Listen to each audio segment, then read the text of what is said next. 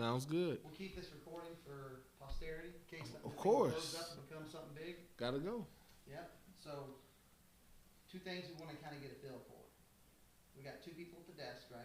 Right. How's that feel? Is it, That feels good. I mean, it feels like you can still put a person here. I agree. You know, because if it's too stiff, then it's not real TV. This is real TV. It's not. People talking. It's not. You get to listen. You get to be a part of it. Not scripted. Mm-hmm. We bring you in. And I think we do is we hit. Bring you in the office and let's go. Boom. Topic. Love I it. even like the way he has it Love set up. So let's pick a topic. All right, let's What's go. our topic, Coach? Let's see. You want to go over what we talked about the other day? Oh, here we go. Proper etiquette when dealing with umpires for your parent in the stand. Because people don't realize that parents can actually help, sway the game one way or the other. I think it hurts you. It hurts you all the time. Oh, and as a coach. I've noticed as a coach that you get away with more and you get more opportunity with umpires if you just, go and talk to them in a low voice, low tone, where it's not everyone in your conversation. It's like whenever you call somebody out and you put the full attention on, it's like, okay, you calling me out, you trying to see what I'm going to do. Mm-hmm. So that's where umpires say, well, I'm going to show him. And they're human like everybody else, so then... Can't let it go. No. So let me ask you this. What's the first thing you do in a game? First thing I do in the game? What's the first conversation you have with an umpire? Oh, I go and introduce myself. Absolutely. I mean, I think the more you get to know an umpire on a first-name basis, and sometimes in these areas you start to see the same guys. And once you get to know them on a first-name basis, I mean, it makes everything a lot easier. Especially in age groups. Age groups is playing, huge. if you're playing 11, 12s, well, the thing is you make him feel like it's a professional situation. You make him feel like it's about him. You give him respect, and then that goes a long way with umpires I've noticed. Like, umpires I've dealt with, they feel like they kind of build a relation. It's relationship building piece like anything else. And when you build that relationship, they remember you for that. They remember how you handle situations. And then a lot of times if they miss a bad call, they'll look at you and admit, and be like, my bad. And that's when you get that makeup call. And a lot of times that makeup call is major. Huge. Usually comes huge. Right Man, so big games. You talked about, so the reason I asked that is you talked about at the beginning kind of how we walked into this. Right. Parents. Parents are huge. So you set up the beginning of the game. I know I do. I walk up, and it's bees and honey, right? Everybody. I am building a relationship at the beginning. Because one parent with one silly statement can ruin it. And all that work. And a lot of times as a coach, you can do what we call reel it back in. And how you reel it back in, you can go around and you can directly look at your parents and say, hey, let's knock it off. Mm-hmm. And if an umpire sees that you're willing to have his back and handle that situation, and he's like, man, this coach is legit. This coach is cool. You have a lot of the coaches, I don't want to call them amateur coach, but it's just a lot of coaches that don't have the experience and understand how it really works. They think the more... You know what? So he's used amateurs. We'll use inexperienced coaches. Inexperienced coaches. No, it doesn't. It doesn't mean at all. So if you're listening, this is a good conversation for you if you picked up a new team and rep. Most definitely. And how you can Most learn. definitely. So, It's baseball etiquette. I mean, like any other sport has etiquette. Like if you're playing golf, and you're putting on the green. You walk over somebody's line, or you walking while they're putting, or you're talking while they're putting. But first, if you're closer. First of all, it's disrespect. Second of all, you become what they call right now. This time the new term is called COVID golfers. People who've never golfed, and you see, them riding up on the green with a ticket. But it's the same thing. I mean, all sports have a correlation, I think, and a connection. And so it's like when I tell my team, hey, you let me deal with the umpires and you deal with the game. Because when your players start getting out of hand and disrespectful, then it just automatically, everything circles around and lays on the coach.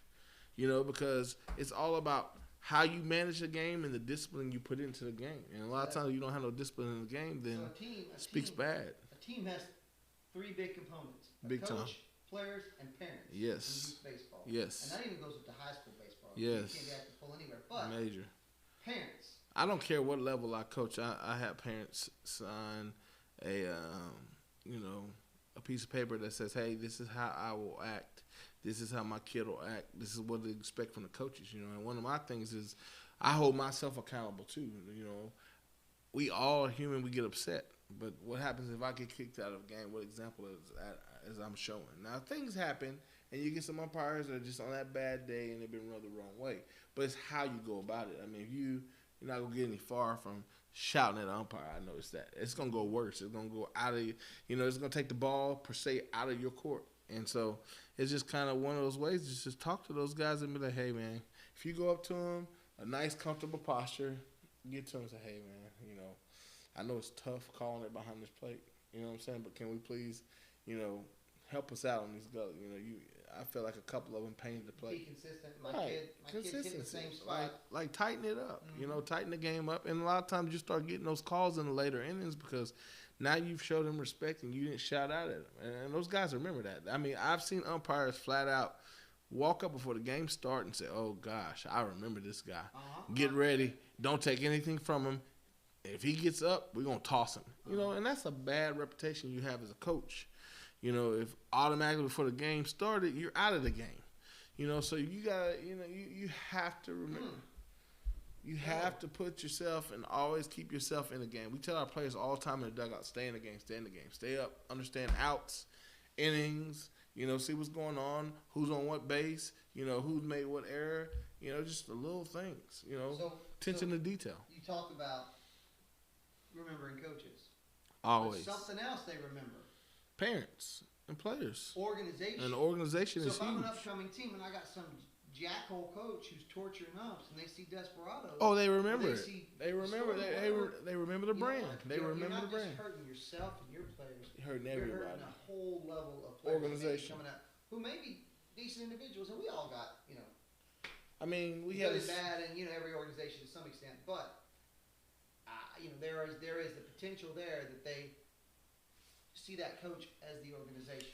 Well, we went to Illinois one time, you know what I'm saying? And we always try to, wherever we travel out, we have to be the better team. And I'm not saying better as in terms of how you play, as in how people remember you for how you act. That team came in, that team was classy, you know what I'm saying? Had played the game with class, leave the dugout cleaner than what it was when you were going in. And people remember those small things, the tidbit small things that people remember of you.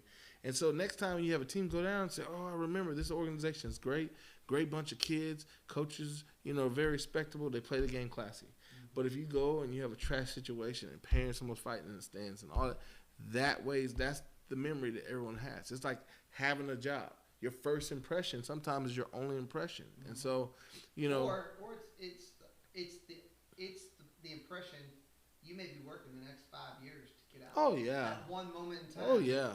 Oh yeah. A certain day, Oh yeah. And just like you said, I'm just having a bad day. Coaches have a bad day. But right. You can't let that. And you're gonna have times where you get up on it and you might say something for a call, but you have to learn how to what I call reel it in. I mean, you have to reel it back in. So check this out. I got chest bumped by now this weekend. I'm not kidding. So I do. This goes out to the chest bumping umpire. It's crazy. Classic. So literally, he did. I walked up. I actually called time. Hey, Blue, time. Because I was getting furious because this coach was literally slow rolling the game. Yeah. He didn't even take a timeout. He wouldn't let his pitcher walk out to the mound. They just sat over and time burners. So I'm sitting there looking at the ump, and the ump's just standing around. I'm like, you got to call him in. He's got to control the game. He won't do it. So finally, kid walks out. I'm like, okay. As soon as the kid gets to the mound, coach calls time. So I walk up. I said, Blue. So I walk up and I said, hey, what are we doing here? What are we doing? Like, he didn't call time last time. Right. He didn't put the ball in play. Right. He's calling that. We got to move this game because we're down 3. We want to be back in this game. I understand he wants to slow the game down, and he walks right up and starts touching me. So I took two steps back, continued the conversation, understood I wasn't being heard, and I kind of moved on. Right. How many mound visits you gonna get at that point? If the guy's doing it. My thing is, you know what? I could have been, I could have been a jerk because social distancing, COVID, whatever. But you handled the situation. I stepped back, and you know what? Is what it was. I'm not gonna win this argument. Coach was very good at what he did when it came to slowing that game down. So, but I think my voice was heard because he did put the ball back in. Right. But you got to know when to let it go. I guess. Yeah, and that's the biggest thing. Mm-hmm. Know when to hold it, know when to fold it. All right, so parents keep. How do you play into this youth baseball scenario? Huge. Everybody knows that parent. Like, I'm surprised that a lot of travel baseball parents hadn't had a lot of coined terms or a lot of memes. Like seriously, yeah. I mean, gosh, it gets bad. I mean, very bad. And, it's like they think if they shout that that's gonna make the call better. It doesn't. It makes it worse. And yelling at a kid while they're trying to. Oh yeah, Voices what a kid need to hear and a lot. On the field. And that's why I think a lot of that also has to do with preparation. Like before you start, you have to have that preparation. In the parent meeting, you kind of let your parents know. One of the things I tell my parents is, hey, outside of the fence, they're your kid when the game's over. But when the game's on, they're my kid. Do they get to visit the dugout? No. I mean, if they want their kid to come out and sit in the stands. 100%, right? You want your kid, go take your kid. Hey, get a bucket of popcorn, sit in the stands, and have a good time. It's a good game to watch. Very good. And a lot of times once you set that tone, and if it does happen, just hey, go ahead and join your parent out there so y'all can talk. There's a lot, it's something very important they want to tell you. And so a lot of times when that happens, it sets the tone for your program. Mm-hmm. It creates the understanding. And it lets people know that, hey, this is what I mentioned at the meeting, and this is, one of those things that I told you I wouldn't tolerate. And so people, okay, that coach, he really doesn't play that. So, you got to also, in a certain sense, you have to coach the parents as much as you coach the kids a lot of times. And I know that's hard, and a lot of people don't want to, take the time to do that. But if you really look at it, I mean, that doesn't stop all the way through the high school level. Even high school coaches have parent meetings a lot of time and kind of say, hey, this is a season of expectations. This is what we're going to be doing. And so you kind of have to look at that and say, hey, how are you going to set the tone of your season? And part of that is dealing with parents, dealing with all these topics of discussion that we're talking about so that, you deal with it now, you don't have to deal with it later. Because as a coach, you got to look here instead of here. And I tell my kids that all the time. I tell players that all the time. Yeah, you're always looking forward, right? Yeah, and I tell new coaches, I mean, you got to look ahead. Like, what can happen down the line? And you know that parent. Everybody knows that parent. Yeah, I don't know. And I love them all, but everybody knows that parent. I don't know what the message is through it. We're all guilty of it as parents, right? Right, but you want the best for your child. Maybe you see with rose-colored glasses sometimes when it relates to your child. And I think it's important. But you know what? Listen to the coach. And if you're on your fourth organization in 2 years, maybe you need to reevaluate. You need to look yourself in the mirror, son, right? Or right. Your daughter, and this relates to every sport. I don't think coaches are. Baseball is unique as far as how parents are involved, and we all love our kids. Set a good expectation, a realistic expectation. Set the respect expectation. Right. How you treat coaches, how you treat other teammates. I think that goes to it too. Is well, I don't want to get too personal with this, but there are scenarios where involvement from parents, right? As far as how they get involved in the team. And what's their goal? Is their goal one child, or is their goal, two? And I think when you select that parent, it takes a special kind of parent because every parent wants to be in that role, but you know in your heart of hearts, hey, this is what I expect from this role. At this point, you're taking yourself out of mom mode. We're talking teen mom, or right. You're taking yourself out of that. You're taking yourself out of that mode and understanding higher that. level of involvement. Yeah, it's about team right now and not about individual, and that's that parent place that child relationship aside. Right. Because you get a lot of parents upset, that day their kid's not playing and they want to, talk bad about somebody else's kid and they don't want to do that. Oh, I don't want to give this kid a Gatorade because he's beating my kid out. So it's kind of like a whole bunch of those situations, like you say. It's like setting the stage and setting the understanding from the beginning because. You never want a parent to say, hey, you never discussed this, you never said this. I'm just learning how to do this. And so it's part of what I was saying. You got to coach the parent as well if you're going to use that parent. If you're going to utilize that parent, then you know what, hey, lay your expectation completely out and tell that parent, hey, this is what I want. This is the kind of things I need you to do. This is how it's going to go. And a lot of times, I think we go that way. Hey, a parent works out well, and sometimes a parent flat out just doesn't work in that situation. It's be like, and you can be nice about it. Hey, I think we're gonna go a different direction. Or the organization it's hard. didn't work. Something else I would say that as far as when I first started coaching, I didn't necessarily want to have those conversations. And it's not that I was scared, but what I didn't want to do is rock the boat. Right? I didn't want people to feel negatively about the team or them. And what I realized is that, if I'm worried about having that conversation with a particular parent because of how they're going to react, well, that's not the parent. Probably not the right parent for my team. right? Absolutely and it's correct. probably not a good fit. And I think for me now, if the conversation needs to be had, it's had. It's had ahead of time. Everybody knows the expectation, and it's clearly defined. Right. And I think everyone, once they get to know who you are as a coach and how you try to develop players, Right. and support them in the ups and downs, and they're all going to have it. I think that helped me better manage those relationships. Is making sure it was a good fit for our team. Absolutely. But as well, making Absolutely. sure that when the tough conversations have to have, don't wait, don't put them off. No, you gotta handle it right away. And then I also say this too. I mean, when this is factoring into the whole dealing with the parents, like from the beginning, I tell my parents automatically, I say, hey, here's the deal. If you're very upset about kids' playtime or this going on, that, let's exercise 24-hour rule. When it comes to that, that way, all heads are calm, and we can have a I would say a civilized conversation, because sometimes you catch a coach after a game and a loss. That is the absolute wrong time to approach the coach. Well, what if they don't approach you, coach? What if they're sitting back in the corner and there's two of them that are upset? Okay. And they're huddling. So and so now I'm sitting here stewing on the field, right? Because I got this little crew going up here, and there's just negativity. Well, that was kind of, I think, early on for me, is you usually know. And I touch base on that too. Mm-hmm. I tell my parents, hey, let's not create a rumor haven. Let's not be the parents that try to stir up the wasp nest. If you have a legitimate problem, hey, approach me and I'll handle it. Because a lot of times, if you get that parent that constantly create disruption on your team, it don't matter.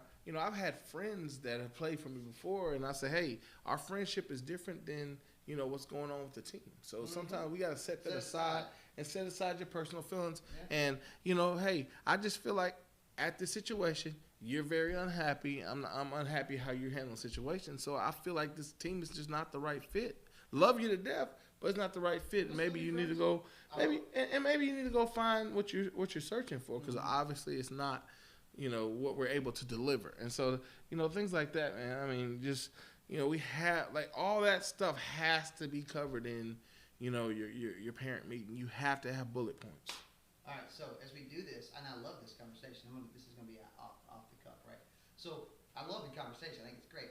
My thing is, as we think about this podcast and how we develop it, we're going to need to think about how to make sure that we don't stay just negative in this. Oh, no. You got to stay. And I'm thinking, like, I'm like going, I could put 25, 30 thoughts on this page. And I don't think it's negative. I think it's more informational. It's kind of like. That's how we frame it. Because I want to make sure that. And we can come off saying that, hey, these thoughts were given. It's kind of like a training tool for parent, it's like parenting 101 when it comes to baseball or whatever sport you're in. We're trying to give you the cheat sheet. So, basically, I think a way to look at some of this conversation is that you're getting the insight on how it feels to be a coach. Oh, yeah, off the top. How it feels, what I think, if you don't believe your coach has the best interest of your kid and the other players on his team, then that's not the right coach for you. If you truly believe that. Now, if you think your coach does, or you like your organization, then understand some of those feelings that the coaches are dealing with. Yeah. They're worried about developing your child. They're worried about doing what's best for the team. There's a lot of balancing there, and nobody, in human nature, we want people to be happy. We want them to feel good about where they're at. Oh yeah, we want they're invested in, and we want them to be a part of the brand. Like, really be proud of what you're wearing. I've had, like I was telling you, let's just put a little twist on it. It comes down to the recruiting situation. I've had a parent that I have to just pull aside and say, hey, you need to speak less and let your son speak more, because you can, what we call, over jargon your kid, where you just saying, you're trying to sell. And every parent wants to sell and say, hey, this is why my son is the best for your team. I understand that. You're trying to push your product. Your son is your product. Your daughter is your product. And a lot of times you don't understand that you can oversell, because a coach can be like, oh, my goodness, I'm going to have to deal with this parent on calls. When's my kid going to play? Is he starting this week? I'm coming up. And so if you and another kid are on the bubble, that coach's recruiting chart, you just got crossed through. And the coaching circle, believe it or not, is small. And you get that reputation of that parent. And the coach will be like, oh, that kid is great, but oh, my goodness, his parents are going to just wear you out. I haven't been at this. Go ahead. I haven't been at this near as long as Coach Harper, but I'll tell you this: you build relationships, and you build relationships with the organizations that are around you. And if you're a good organization, you build relationships with good organizations. That's just how it works. Mm-hmm. And you get the phone call. Typically, if they see a kid come out and they know they played for you, the first question you get is, "Hey, what do you think of this kid?" I get that all the And time. I'll tell you what, the worst thing I ever have to say is the kid's great, but the parent is a lot of work. And I think that is one of the worst things to have to say is, I mean, the kid, set the kid aside. You're going to be dealing with a parent the whole season, and it's going to make it miserable for you and the team.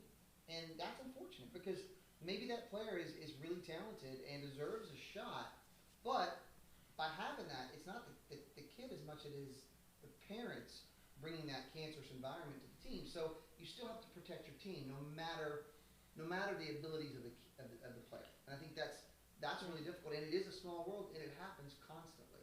It does, So it really brings us to the conclusion, and it's something that you might want to pour in an answer on. Like, when you look at it, how can a parent's actions determine, the outcome of their player's future? So that'd be something we'd love for you to chime in on and give us your opinion. And, we would definitely read your question and some of your comments out loud or maybe post it on our screen. But we'd be very interested in hearing some other outputs and some other thoughts on it. And, we just here, at the Home Plate Show, we just want to bring you guys in and make you part of our family and part of our conversation. So that's what makes it fun. I think what we'll do is week to week, we'll actually bring up some comments and questions. Most definitely. On the screen. Hopefully we'll get, it's going to be, maybe it takes a little while for us to build this, but when we start to get some, we'll get them up here and we'll actually talk through them. And we'll take not just the good stuff, but we'll take some of the bad stuff. Take some bad stuff. Everybody's going to like what we have to say, and that's okay. That's life. You get tough, you get old enough to deal with it. All right, so hey, let's wrap this up. Let's just do this. Let's say, Coach, if you had one thing to say to a parent who's, let's say that child is in rec, thinking about moving to select, or that you're trying to navigate how to best get my child set up for success in his baseball career. And I'm not talking about the MLB or even high school. No, you got learning, enriching experience in baseball. What is the best advice you can give a parent when they're searching for a team or organization? First thing, I think you need to have realistic goals. I mean, a lot of times we all, of course, want to see our kid as the best. We all do. We've all been there. Mm-hmm. But you have to have a realistic goal. I mean, there are things that your kid has, to still build upon. So when you go to these tryouts, a lot of times you take in hand, like, okay, I want to really, my kid to go play for a coach that's going to give him, constructive criticism. And when I say that is, you got to basically train your kid from day one. Hey, constructive criticism is different than abusive criticism, because you see both, and I think, that line is sometimes blurred in a child's mind too. And the line is blurred, but if you start working with your kid and you really train them on that, but not to get off subject, you ask, what do you look for? I think that as a parent, you really want to kind of, especially in the early stages, you play part in interviewing that coaches. It's not always about, hey, I want my kid to play for this marquee organization. It's not about that. It's about who's going to play the best part in developing your kid. And I think that's what you focus on. If you really focus on that right out the gate, then you're going to have a better player in the future. I see so many players go for the marquee situation, and then, we have the age hotel. When they turn a certain age, like 15, everybody passes them up. And the reason why everybody passes them up, because you find these coaches, in certain organizations, and I'm not pointing or by any means demeaning or downcutting organization, but everybody knows. I mean, you have that coach that, hey, your kid needs to be ready to play for me. I don't have time for, projects or training, or, you need to have somebody that's put in place for that. When they come for me, they need to play.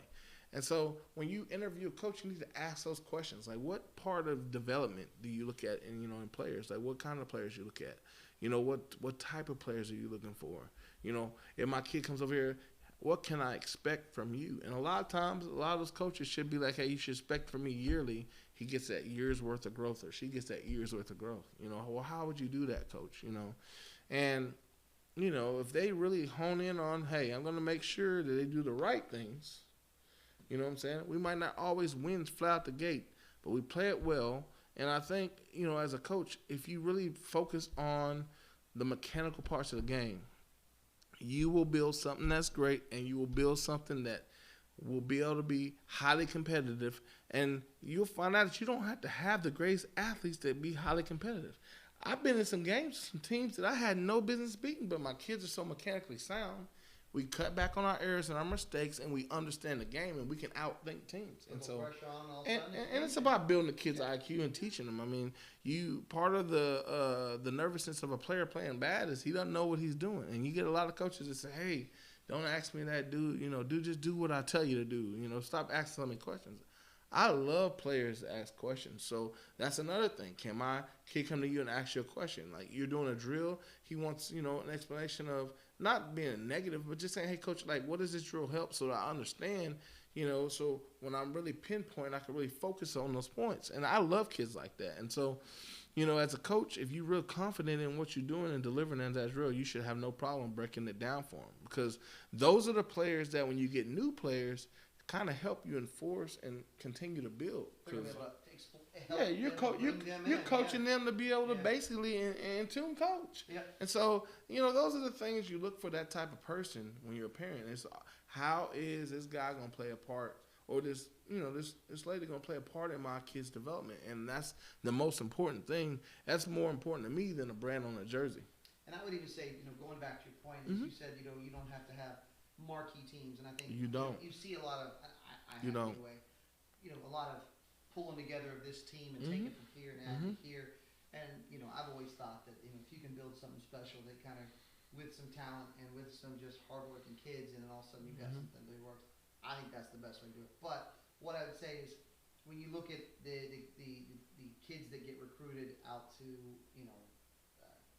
colleges and right, they don't all come from the same team. No, they don't. If it worked, if the marquee team worked, then they'd all sign scholarships, right, to go to college, and they would all be in them. It doesn't work like that. It doesn't. There's talent levels, and they exist on all teams, and there's roles on teams, and I think that if you can develop a team built with the right talent / skill roles and heart, then you know what, that's the way to build it. And looking for a marquee team isn't going to make your kid better. Yes. It's going to make your kid maybe have some rings for a season until that coach is looking for somebody better. Right. And I think that's the biggest fear for me when I see kids looking for maybe an automatic win. Well, okay, great, but if he's willing to take you and cut half his team, where is that opportunity for development long term? And you said it best. I mean, opportunity development. I mean, a lot of times you don't want your kid to fall into the situation where they're in a pruning stage. And when they call pruning, the coach is starting to clip and he's finding new talent. But what happened is, my son used to play at this level, but now he's playing at this level because of the development piece is where it's missing. And a lot of times it's not your player's fault. It's just it's not a development piece. And there's more to the game. It's about learning and continue to learn. As coaches, we have to understand that we don't know it all and we still learn. We have to learn something. And it's just like, the building stage. Like, what type of team are you trying to build, coach? And one of those things is you can have a bad apple on your team. You can have somebody that's not a team player, and that creates a disruptive environment on your team, which makes it hard for the team to progress. It does nothing but make a team regress. And so I've had some players that, man, they have been just, out. Anybody would probably look from the outside looking in would say, hey, I take that kid. That kid is awesome. Like, coach, why are you getting rid of that kid?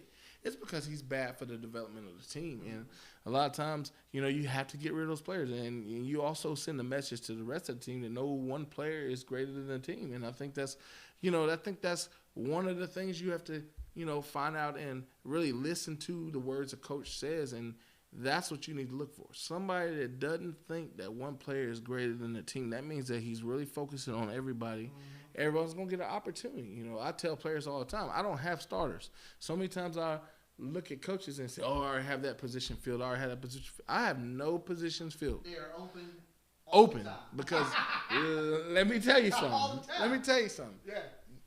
Competition out the gate is the best form of development that you can have for your player. And it makes your player have to bring their A game every time. It makes them have to raise the level of practice. It keeps the intensity up in practice. And that's what it's all about. It's growth. You heard it here first. here's what I'd say, and I say this to parents or anybody that ever asks me a question about, playing time or do you really think? And this is where I think you should look at your coach and who's good. Exactly. Do you really think? Tell you what, if your coach isn't putting his best nine on the field to go play the game on Sunday or bracket day, maybe it's development, you're going to play those kids that want to be in those roles. And it may not be the best talented kid at that moment, but it's the one that's more focused, the one that's dialed in, the one that's playing shortstop, that's in that zone. And it could change through the season. I mean, no one's got a role. Everyone's hunting for a role all the time. And something else, I hear game time, right? Well, my kid is, and I always ask parents. I practice 3 days a week. Mm-hmm. And so if I have a parent say to me, hey, and we have taken kids that probably shouldn't be on our team necessarily, who have a lot of athletic skill, who have the drive and desire, and I'll say to that parent, you know what? I think that I don't know that they're going to fill a role for me tomorrow, but I can't tell you how valuable the experience they will get 3 days a week working with my boys. And I don't doubt it in 30 or 45 days, that kid will be ready to play an important role on our team. And I think as a parent looking at it, if you have an opportunity to go put your child in a situation with kids that will welcome them in and work with them hard and develop them, we're just our coaches are just the instrument. The development happens with boys on the field. I really think I think people devalue practice sometimes and worry about game time too much. Right. And that's key. What's your thought on that? And I think it's the key purpose behind the build, as you say. You have to retrain that thought. Because if your player hears you say something, you're at the end of the day, your player is gonna trump your word's gonna trump everybody else's. Mm-hmm. And so they hear you say, well, my player's a gamer. He's a gamer. He's a gamer. He's not a practice player. Well, I have news for you. That person, when he has a collegiate workout or somebody comes and watch practice, he's going to get overlooked. You're not going to have a scout that says, oh, I'm going to only come and watch him in the game. No, it's what you do outside of the game that makes you a special player. And so you have to retrain that thought. Your kid has to take practice like the game in order to be great. Do you want to be an average player? Or do you want to be a great player? And a great player is, hey, watch those guys practice. They really hone in, they focus, they go hard in practice. You can't go 50% in practice and expect to get 100% in the game. It takes that mentality. They come to work. It's a job. They come to work. They have the focus for the time there, and you know what? You can play after. Like when you're out there, you've got to treat it like it's your job. It was maybe not when you're 7 years old, but when you're really pushing to develop, and hey, if you want the spot. I don't really think about what happens in a game a ton as much as I think about what happens in practice and whether or not that kid is consistent in developing. I mean, that's how you get into a game. And the reliable kids show themselves in practice. You say, okay, well, this is the 9 I'm going to rely on today. It's not necessarily my 9 I'm going to rely on every game, but this is my 9 I'm going to rely on every day. I mean, this week for this game. And don't you love when a kid surprises you in practice? Love it because maybe you put them in a position that they're not normal. All of a sudden, you're like, whoa, love it. Check him out, and then you know what? You'll start in practice. You'll find yourself in that role more. And all your kids play harder when they know the coach is going to give them an absolute opportunity. Like, hey, I beat this guy out. We have what we call call-outs. You can call out anybody you want to call. Coach, I'm taking his spot this week. Okay, well, go tell him you're going to take it. And so you see those guys, they ball out in practice. And you're like, wow, they're getting after it. And it becomes contagious because everybody around the field takes on that persona. And so you build spark plugs within your team. And when you build those spark plugs, it's not everyone looking for that one player. Because it shouldn't be one player that defines a team. It's leadership on the top half. And that leadership starts with you, 100%. And you have to teach kids how to lead. And once you teach them how to lead, it can do wonders for your team. I was talking about, it was actually child behavior. I was a kid doing something that I didn't like the other day. And I really felt like I saw it. I saw something that was probably happening at home. Right. Oh, and I saw a child actually emulating probably the situation at home, and it really bothered me. But anyway, it's another story. But what I'll say is I believe, though, that I don't care if they're 18, if they're 17, if they're 12, if they're 8, they emulate you as a leader. So your leadership style rolls over to those players, and they will emulate what you bring to the table. If you're a positive reinforcement for those kids, hey, you can be hard, you can be difficult, you can be stern, but the positive reinforcement's got to be there too. Right. When they do it right, you got to be the biggest cheerleader on the field. I am. And I get stupid when they do something amazing. And that's part of you telling them that you're human. You know, it's like so many times as coaches, we're afraid to admit when we're wrong. I don't have a problem with that. I tell my kids, hey, if I tell you to do something and you get thrown out or it doesn't work, guess what? I'm going to look at you and say, hey, that's on me. And a lot of times when kids know that, I mean, it makes them relax and play the game. And, you know, it's just, hey, to me, it's just important. Like and that goes back to what we were saying, the relationship piece. Like every kid, every player is different. Whenever I talk to new coaches, I say, hey, you have to realize that you're going to coach every kid different. 100%. This kid you can be a little more stern on because that's going to light a fire. This kid you got to put your arm around and say, hey, man, calm down and let's play. You know, and this kid, if you just look at him, he knows right away. I have to straighten up. I have to pull it together. Right. But at the end all, be all, you need to say, hey, it's a game. It's okay. Let's sweep it under. We can't rewind the tape. But we know what we can work on and what we can focus on. And, you know, my ultimate goal is not about the team. My ultimate goal is about you becoming a better you tomorrow than you were the day before.